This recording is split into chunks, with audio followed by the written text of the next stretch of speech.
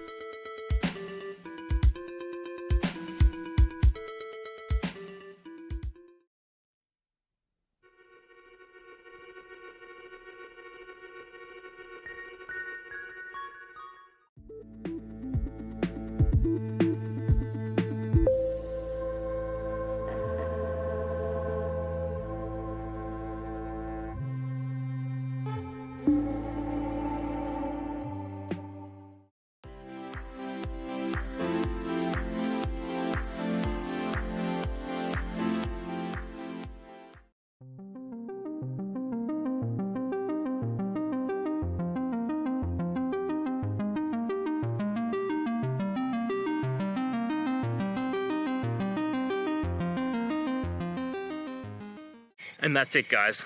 I hope that video helped find the resolution you're looking for. If it did, please, I'd appreciate it if you could hit subscribe. Until the next time you need more technical help, I hope you have a good one. Cheers.